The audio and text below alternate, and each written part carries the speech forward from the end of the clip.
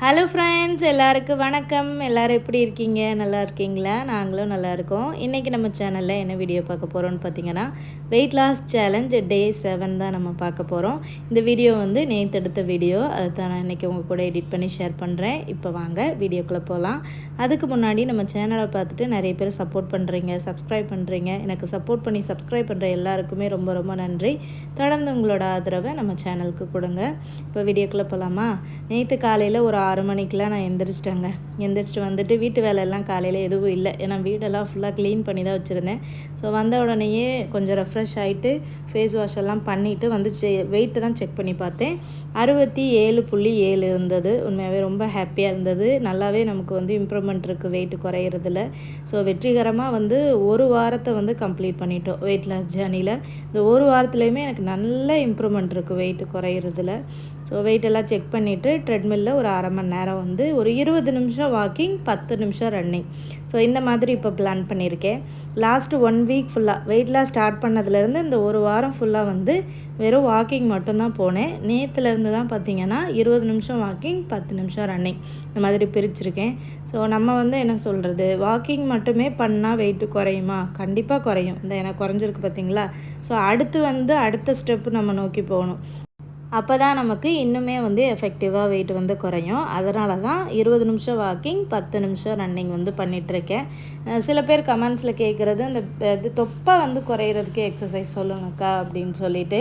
அதாவது தொப்பை குறைக்கிறதுன்றது லேடிஸ்களுக்கு ஒரு சவாலான விஷயந்தான்.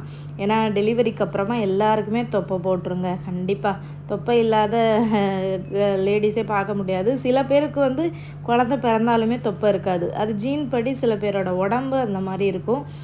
இருந்தாலுமே ஒரு குட்டி தொப்பையாவது இருக்கத்தான் செய்யும். அது இயற்கையாகவே பெண்களுக்கு அந்த வயிறு பகுதி அப்படின்றது கொஞ்சம் தொப்பை இருக்கத்தான் செய்யும்.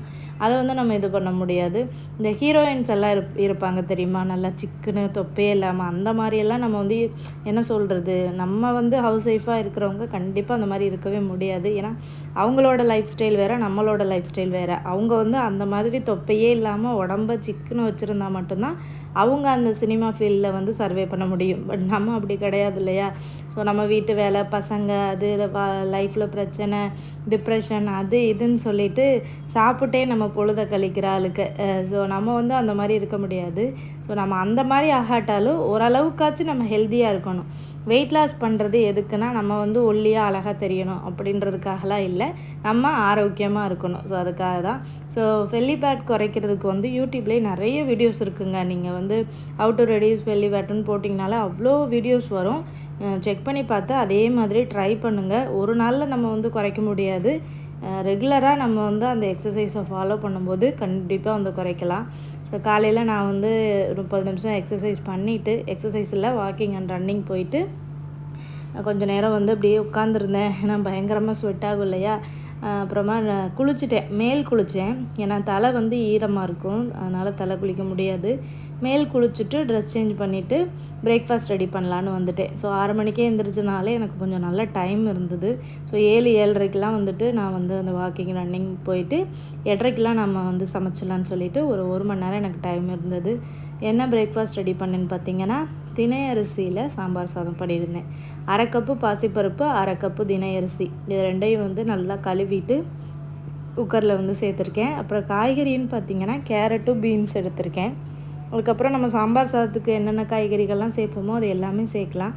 என்கிட்ட அன்றைக்கி இருந்த காய்கறிகள் மட்டும் வச்சு பண்ணியிருக்கேன். 2 பல் பூண்டு, ஒரு 1/4 டேபிள் ஸ்பூன் மஞ்சத்தூள், தேவையான அளவுக்கு உப்பு போட்டு தண்ணி ஊற்றி ஒரு 4-5 விசில் வச்சோன்னா சூப்பராக வெந்து வந்துடும் அந்த தினையும் பாசிப்பருப்பு காய்கறி எல்லாமே.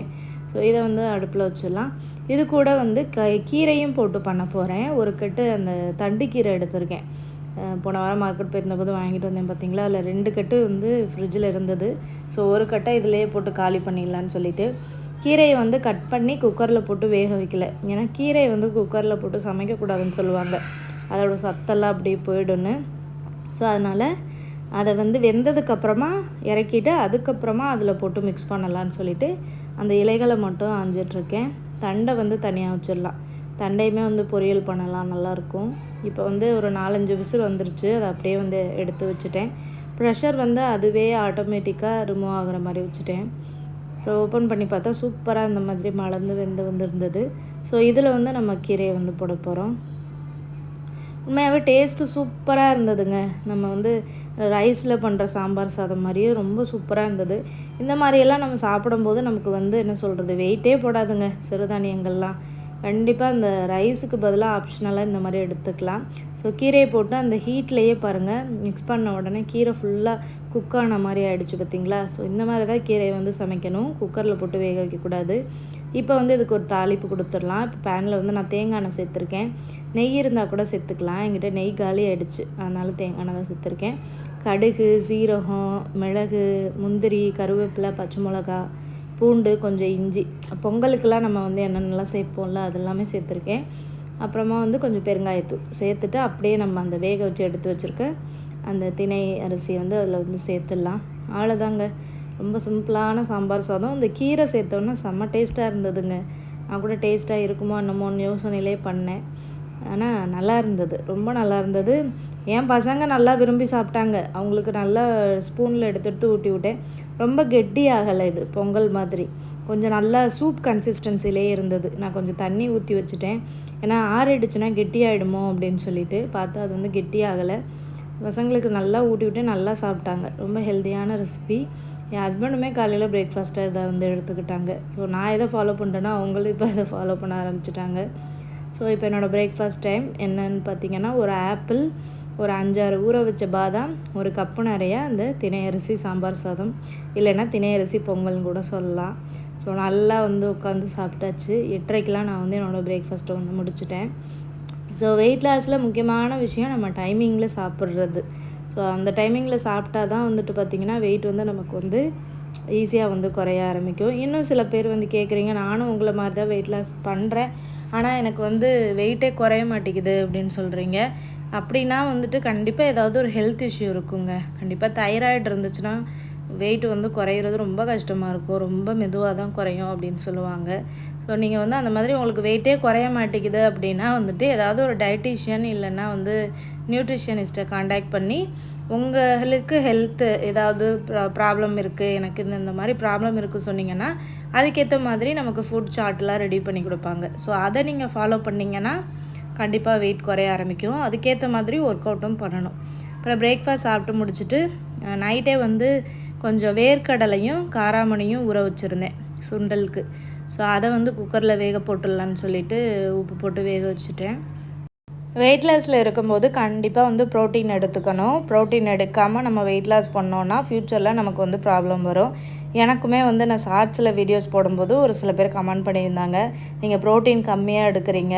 அதாவது ஸ்டார்டிங்கில் நான் வந்து இந்த பயறு வகைகள் எதுவுமே எடுக்காமல் ஒரு 2 நாள் வந்து முட்டை எதுவுமே எடுக்காமல் நார்மலாக பொரியல், குழம்பு, சோறு வச்சு சாப்பிட்டேன்னா அதை பார்த்துட்டு ஒரு சிஸ்டர் கமெண்ட் பண்ணியிருந்தாங்க, நானும் உங்களை மாதிரி தான் இந்த மாதிரி வெயிட் லாஸ் பண்ணேன், ஃப்யூச்சரில் எனக்கு வந்து அந்த மசில் சம்மந்தப்பட்ட ப்ராப்ளம்லாம் வந்துருச்சு, ஸோ ப்ரோட்டீன் வந்து நல்லா எடுத்துக்கோங்க அப்படின்ற மாதிரி சொன்னாங்க.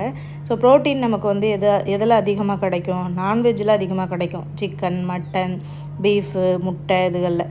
ஸோ ரெகுலராக வந்து நம்ம வந்து நான்வெஜ் வந்து எடுக்க முடியாது, ஏன்னா எல்லாராலையும் ரெகுலராக டெய்லி சாப்பிட முடியாது. ஏன்னா வாரத்தில் வந்து நம்ம 2 நாள் அந்த மாதிரி தான் எடுப்போம் ஃபேமிலிக்காக. டெய்லியும் வந்து எடுத்து சாப்பிட்ற அளவுக்கு பெரிய அப்பாட்டக்கஸ் நம்ம கிடையாது.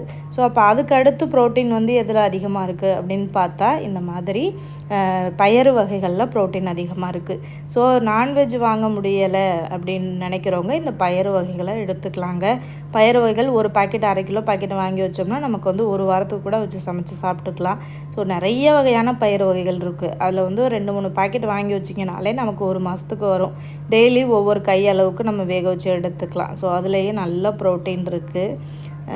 ஸோ நான்வெஜ் எடுக்க முடியாதவங்க அந்த ஆப்ஷனை வந்து யூஸ் பண்ணிக்கலாம்.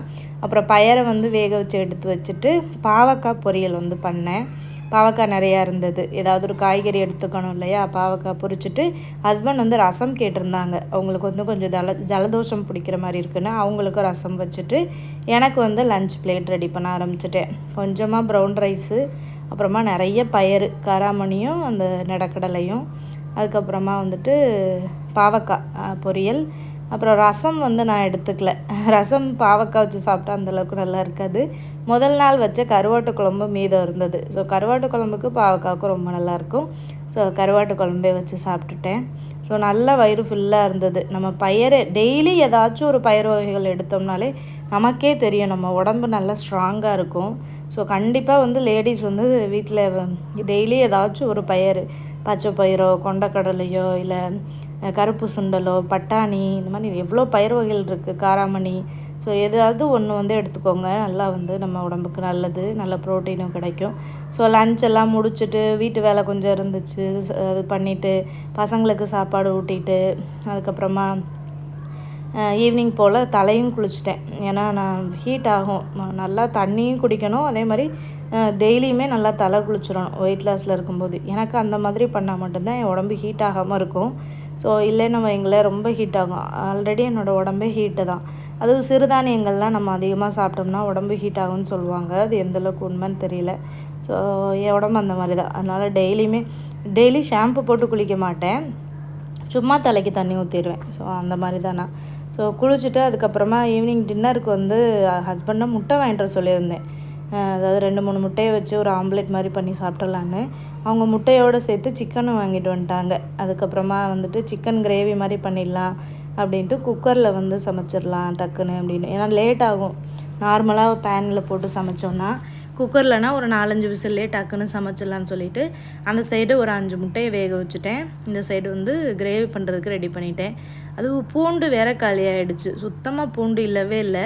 ஹஸ்பண்ட் சிக்கன் வாங்கிட்டு வராங்கன்னு என்கிட்ட சொல்லவே இல்லை. வாங்கிட்டு வந்ததுக்கப்புறம் தான் எனக்கு தெரியும். வாங்கிட்டு வராங்கன்னு சொல்லியிருந்தா பூண்டும் சொல்லி விட்ருப்பேன். சரி நான் இந்த வாரம் மார்க்கெட் போகையில் வாங்கிக்கலாம், 2 நாள் தானே இருக்குது, சண்டே மார்க்கெட் போயிடுவோன்னு சொல்லிவிட்டு அசால்ட்டாக இருந்தேன். பூண்டு இல்லாமல் எப்படி சிக்கன் நல்லாயிருக்கும். நைட்டாக வேற ஆகிடுச்சி, 7 மணிக்கிட்ட ஆகிடுச்சா. அதுக்கப்புறம் இனிமேல் போய் நான் வாங்க முடியாது, இருக்கிறத வச்சு பண்ணுன்ட்டார். அதுக்கப்புறம் பூண்டு இல்லாமல் சும்மா தக்காளி, வெங்காயம், இஞ்சி இதெல்லாமே அரைச்சிட்டு அதுக்கப்புறம் எப்பவும் போல் நம்ம தாளிப்பு கொடுப்போம்ல, பட்டை கிராம்பெலாம் எண்ணெயில் போட்டு அந்த மாதிரி தான் பண்ணியிருந்தேன். எல்லாத்தையும் அரைச்சி ஒரு மிக்சரை இது பண்ணி தண்ணி ஊற்றி ஒரு 4-5 விசில் வச்சுட்டேன் குக்கரில் போட்டு. டேஸ்ட் என்னமோ கொஞ்சம் அந்த பூண்டு ஸ்மெல் இல்லாமல் கொஞ்சம் இதாக தான் இருந்தது. பட் ஓகே, என்ன பண்ணுறது, எல்லா நேரமும் நமக்கு எல்லா பொருளும் கையில் இருக்காது இல்லையா, அதனால் இருக்கிறத வச்சு பண்ணிக்கலான்னு சொல்லிட்டு சமாளித்தாச்சு. அப்புறம் ஒரு கைப்பிடி அளவுக்கு புதினா சேர்த்தேன். இது வந்து நம்ம வீட்டில் நான் ஒரு குட்டியோண்டு டப்பாவில் வச்சு வளர்க்குறேன் பார்த்தீங்களா, அதுலேருந்து தான் இப்போல்லாம் புதினா எடுத்துக்கிறது. நல்லாவே கட் பண்ண சூப்பராக வளர்ந்து வருது. ஸோ அடுத்த வீடியோக்கள் இதுகளில் நல்லா வளரும் போது உங்கள்கிட்ட காமிக்கிறேன் பாருங்கள். அவ்வளோதான். கொஞ்சம் தண்ணியாக தான் இருந்தது குழம்பு, சூப்பு மாதிரி தான் இருந்தது. டேஸ்ட் ஒன்றும் பெருசாக தெரியல. எனக்கு ரொம்ப பிடிச்சிருந்தது. நம்ம வெயிட் லாஸில் இருக்கும்போது ரொம்ப ருசியாலாம் பார்த்து சாப்பிடக்கூடாது, இருக்கிறத சாப்பிட்டுக்கணும், அந்த மாதிரி தான். அதுக்கப்புறம் ஒரு 4-5 விசில் வச்சதுக்கப்புறமா சிக்கனும் வந்து ரெடி ஆகிடுச்சு. அது வந்து ரொம்ப நல்லா சாப்பிட்டாங்க அந்த சிக்கனை. அதுவுக்கும் நிறைய இந்த மாதிரி மசாலா காரசாரமாக இருந்தால் பிடிக்காது. சும்மா உப்பு போட்டு வேக வச்சு கொடுத்தாலே அவன் சிக்கன் நல்லா இருக்குன்னு சொல்லி சாப்பிடுவான். குழந்தைங்களுக்கு அந்த மாதிரி கொடுத்தா தான் பிடிக்கும் போல். அவனுக்கு கொஞ்சம் எடுத்து கொடுத்தேன், அவன் உட்காந்து சாப்பிட்டுட்டு இருந்தான். இப்படி தான் வந்துருந்தது சிக்கன். பரவாயில்ல, ரொம்ப மோசம்னு சொல்ல முடியாது, ஓரளவுக்கு பரவாயில்ல. அதுக்கப்புறம் நான் டின்னர் சாப்பிட்றதுக்கே 8 மணி ஆகிடுச்சு. ஏன்னா சிக்கன் வாங்கிட்டு வந்ததே 6:30க்கு. அதுக்கப்புறமா நான் எங்கிட்டு போய் உட்காந்து 6:30க்கெலாம் உட்காந்து டின்னர் சாப்பிட்றது. ஸோ சில நாள் அப்படி தான் நமக்கு வந்து கரெக்ட் டைமை மெயின்டைன் பண்ண முடியாமல் போயிடும். ஸோ இருந்தாலும் என்றைக்காவது ஒரு நாள் தான் அப்படி இருக்கணும். ரெகுலராக நம்ம வந்து கரெக்ட் டைமில் சாப்பிட்டு பழகிடணும். அப்புறம் 2 முட்டை கொஞ்சமாக வந்து நான் சிக்கன் வந்து எடுத்துக்கிட்டேங்க. இதுதான் பார்த்திங்கன்னா நேற்றுக்கான என்னோடய டயட்டு. ஸோ வீட்டு வேலை, பசங்க, குக்கிங், எக்ஸசைஸ் இது எல்லாத்தையுமே மெயின்டைன் பண்ணுறது அப்படின்றது ஒரு ஈஸியான விஷயம் கிடையாது. பட் நம்ம வந்து பண்ணணும், நம்மளால் முடியும் அப்படின்னா கண்டிப்பாக முடியும். அவ்வளோதாங்க இந்த வீடியோ. நம்ம நெக்ஸ்ட் வீடியோவில் பார்க்கலாம். பாய்.